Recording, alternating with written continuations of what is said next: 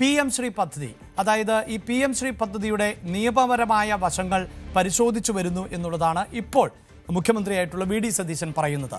നേരത്തെ ഈ വിഷയത്തിൽ കോൺഗ്രസിന്റെ നിലപാട് അങ്ങനെയായിരുന്നില്ല. സംഘപരിവാർ അജണ്ടകൾ നടപ്പിലാക്കുവാനുള്ള ശ്രമമാണ് PM ശ്രീ പദ്ധതിയിലൂടെ നടപ്പിലാക്കുന്നത്. അതുകൊണ്ട് തന്നെ ആ പദ്ധതിക്ക് എതിരെ ആയിരുന്നു നിലപാട് സ്വീകരിച്ചിരുന്നത് കോൺഗ്രസ് എന്നതാണ്. എന്നാൽ ഇപ്പോൾ കോൺഗ്രസ് അധികാരത്തിലേക്ക് വരുമ്പോൾ കോൺഗ്രസ് ഈ പദ്ധതിയുമായി സഹകരിക്കുമോ?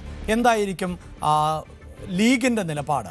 ഏത് തരത്തിലാണ് ഇത് പ്രതിസന്ധി സൃഷ്ടിക്കുക? നമ്മൾ ഒന്ന് പരിശോധിക്കുന്നു. അതിനു മുമ്പ് എന്തായിരുന്നു പറഞ്ഞത് മുഖ്യമന്ത്രി എന്ന് കൂടി കേൾക്കാം. അല്ല, PMCയുടെ കാര്യം ഞങ്ങൾ പരിശോധിച്ചുകൊണ്ടിരിക്കുകയെന്ന് ഞാൻ പറഞ്ഞു. ഞങ്ങൾ മന്ത്രിസഭയിലും ചർച്ച ചെയ്തതിന് ഈ ഒരു ഗവൺമെന്റ് എഗ്രിമെന്റ് വെച്ചതാണ്. അപ്പൊ അതിന്റെ ഇമ്പാക്ട് എന്താണ് എന്നെല്ലാം നമ്മൾ പരിശോധിച്ചിട്ടല്ലേ നമുക്ക് ചെയ്യാൻ പറ്റൂ. ഈ വിഷയത്തിൽ വിദ്യാഭ്യാസ മന്ത്രിയും പ്രതികരിച്ചിരുന്നു. അദ്ദേഹവും എടുത്ത നിലപാട് എന്ത് എന്നത് കേൾക്കാം. അതിനുശേഷം എന്താണ് ഇതിന്റെ പ്രതിസന്ധി എന്നതുകൂടി നമുക്ക് നോക്കാം. വിദ്യാഭ്യാസ വകുപ്പ് മേധാവികളുമായി ഒരു മീറ്റിംഗ് എടുത്തപ്പോൾ അതിൻ്റെ ഒരു യഥാർത്ഥ സ്റ്റാറ്റസ് എന്താണെന്ന് പരിശോധിക്കാൻ വേണ്ടി പറഞ്ഞു. അതൊരു വ്യത്യസ്ത വശങ്ങളാണ് കേൾക്കുന്നത്. കഴിഞ്ഞ ഗവൺമെൻറ് ഒപ്പിട്ടു എന്നുള്ളത് യാഥാർത്ഥ്യമാണ്. MOU ഒപ്പിട്ടാൽ ഏകപക്ഷീയമായി പിൻവാങ്ങാൻ കഴിയുമോ? അത് അപ്പോൾ പിന്നീടുണ്ടായത് എന്താ? ഇത് സംബന്ധിച്ച് വിവാദങ്ങൾ ഉണ്ടായപ്പോൾ തൽക്കാലം നിർത്തിവെക്കുക, കെപ്റ്റ് ഇൻ അബയൻസ് എന്ന് പറഞ്ഞിട്ടാണ് കഴിഞ്ഞ ഗവൺമെൻറ് ഒരു കത്തെഴുതി. അപ്പോൾ അതിലാണ് നിൽക്കുന്നത്.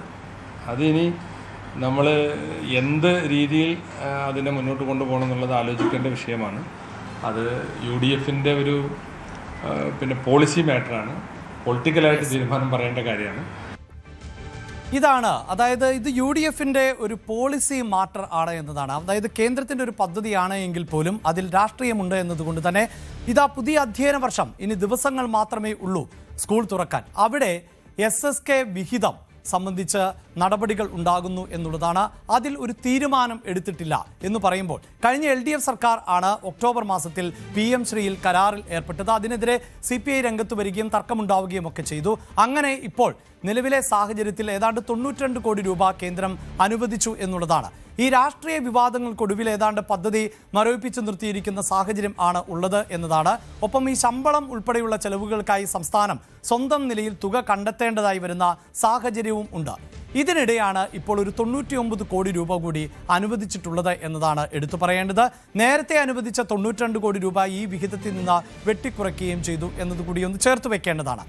സമഗ്ര ശിക്ഷ കേരളയ്ക്ക് ഏറ്റവും ഒടുവിലായി 348 കോടി രൂപ അനുവദിക്കാൻ കേന്ദ്ര സർക്കാർ തീരുമാനത്തിൽ എത്തിയിട്ടുണ്ട്. ഈ തുക വാങ്ങണമോ വേണ്ടയോ അതൊരു പൊളിറ്റിക്കൽ ഡിസിഷൻ കൂടിയാണ് എന്നതാണ്.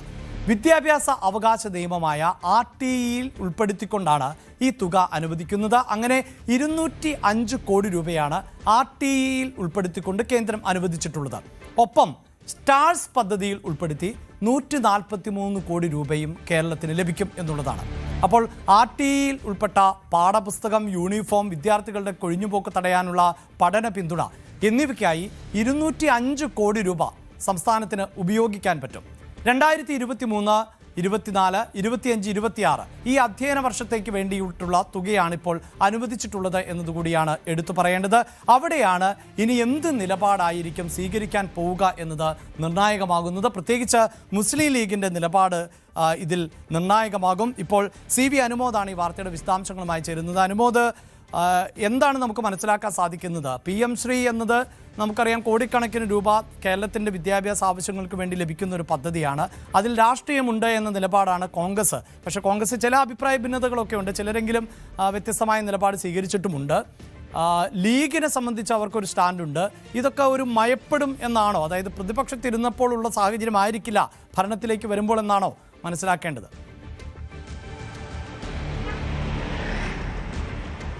അഭിലാഷ്, നയപരമായും നിയമപരമായും അങ്ങനെ രണ്ട് തരത്തിൽ വേണം ഇതിനെ കാണുവാൻ. അതിൽ ആദ്യ ഭാഗത്തേക്ക് വരുമ്പോൾ നയപരമായിട്ടുള്ള കാര്യങ്ങൾ അത് മുസ്ലിം ലീഗിന് UDFൻ്റെ അതേ നിലപാടാകുമോ ഉണ്ടാവുക എന്നുള്ളതാണ് കണ്ടറിയേണ്ട കാര്യം.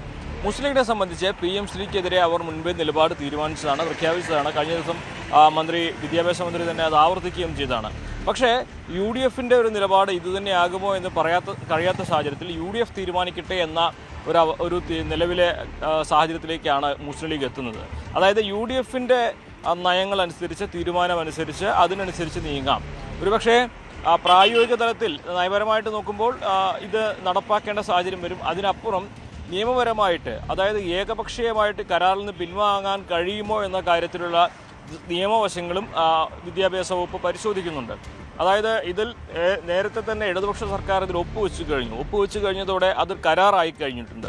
സർക്കാരുകൾ തുടർച്ചയാണ്. സ്വാഭാവികമായിട്ടും അപ്പോൾ ഈ കരാറിൽ നിന്ന് മറ്റൊരു സർക്കാർ വരുമ്പോൾ അതിന് പിൻവാങ്ങാനുള്ള സാധ്യതയുണ്ടോ എന്നതുകൂടി പരിശോധിച്ച ശേഷമേ മുസ്ലിം ലീഗ് ഇക്കാര്യത്തിൽ അവരുടെ അന്തിമമായിട്ടൊരു തീരുമാനത്തിലേക്ക് എത്തുകയുള്ളൂ. അതിൽ രണ്ട് തരത്തിലുള്ള കാര്യങ്ങളുണ്ട്. ഒന്ന്, ഇതിൽ നിന്ന് പിൻവാങ്ങിയാൽ ഈ സാമ്പത്തികമായിട്ടുള്ള ഈ സഹായങ്ങൾ ലഭിക്കാതിരുന്നാൽ വിദ്യാഭ്യാസ മേഖലയിൽ അത് ഒരുപാട് പ്രതിസന്ധി തീർക്കും. അതിന് മുസ്ലിം ലീഗ് ഒരു കാരണമായി എന്ന വിമർശനം ഒഴിവാക്കാനുള്ള ഒരു മുൻകരുതൽ, ഒരു പ്രതിരോധമാണ് ലീഗ് തീർക്കുന്നത്.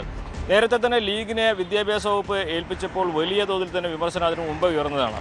പക്ഷേ ഇന്നിപ്പോൾ വിദ്യാഭ്യാസ വകുപ്പിന് ഈ ഒരു സാമ്പത്തിക സഹായം കിട്ടാത്തതിൻ്റെ പ്രതിസന്ധി ഉണ്ടായാൽ ലീഗിൻ്റെ നിലപാടാണ് അതിന് കാരണമായത് എന്ന തരത്തിൽ വിമർശനം ഉണ്ടാകാതിരിക്കാൻ മുൻകരുതൽ ലീഗ് സ്വീകരിക്കുന്നുണ്ട്. അതുകൊണ്ടാണ് UDFിൻ്റെ തീരുമാനം എന്ന തരത്തിലേക്ക് ഒരു നിലപാടിലേക്ക് മുസ്ലിം ലീഗ് എത്തുന്നതിൻ്റെ പ്രധാനപ്പെട്ട കാരണം.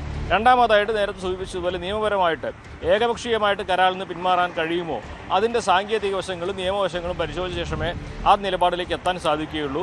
അപ്പോൾ നിയമപരമായിട്ടുള്ള നടപടികൾ കൂടി, സാധ്യതകൾ കൂടി പരിശോധിച്ച ശേഷമേ മുസ്ലിം ലീഗ് അവരുടെ നിലപാട് ഇതിൽ വ്യക്തമാക്കുകയുള്ളൂ. ഇനി അവർക്ക് പൂർണ്ണമായിട്ട് യോജിക്കാൻ കഴിഞ്ഞില്ലെങ്കിൽ പോലും UDFിൻ്റെ ഒരു പൊതു താല്പര്യം മുൻനിർത്തി അത്തരത്തിലൊരു സാഹചര്യം വരുമ്പോൾ ഇതുമായിട്ട് മുന്നോട്ട് പോകേണ്ട ഒരു ഘട്ടമുണ്ടായാൽ അങ്ങനെ ലീഗ് ചെയ്യുമെന്ന് തന്നെയാണ് മനസ്സിലാക്കുവാൻ. ലീഗിന് വ്യക്തിപരമായ രാഷ്ട്രീയ പാർട്ടി എന്ന നിലയ്ക്ക് ലീഗിന് ഇതിനോട് താല്പര്യമില്ലെങ്കിലും, ലീഗ് ഇതിനെ പിന്തുണയ്ക്കാനാവുന്നില്ലെങ്കിലും വിദ്യാഭ്യാസ മേഖലയിൽ ഒരു പ്രതിസന്ധി ഉണ്ടാക്കാതിരിക്കാൻ ഒരുപക്ഷെ ലീഗ് സംയമനത്തോടെ നിലപാടിൽ സ്വീകരിക്കുമെന്ന് തന്നെയാണ് നമുക്ക് മനസ്സിലാക്കാനാവുന്നത്. കഴിഞ്ഞ സർക്കാരിന്റെ കാലഘട്ടത്തിൽ PM ശ്രീയുടെ ഭാഗമായതാണ്. CPIയുടെ കടുത്ത എതിർപ്പ് മുന്നണിക്കകത്ത് നിന്നുണ്ടാകുന്നു. അതിനുശേഷം അത് മരവിപ്പിച്ചു നിർത്തുന്നു. എന്തായാലും സ്കൂളുകൾ തുറക്കാൻ ഇനി ദിവസങ്ങൾ മാത്രമാണ് ഉള്ളത്. അതുകൊണ്ട് തന്നെയാണ് ഈ വിഷയത്തിൽ കൃത്യമായൊരു നിലപാട് UDF സർക്കാർ സ്വീകരിക്കേണ്ടതായി വരും. അവിടെ എന്താണ് ഘടകകക്ഷികളുടെ നിലപാട്, എന്താണ് സർക്കാരിന്റെ നിലപാട് എന്നത് ഈ ഘട്ടത്തിൽ ചർച്ചയാകുന്നത്. കൂടുതൽ വാർത്തകൾക്ക് News 18 Keralam YouTube channel subscribe ചെയ്യുക.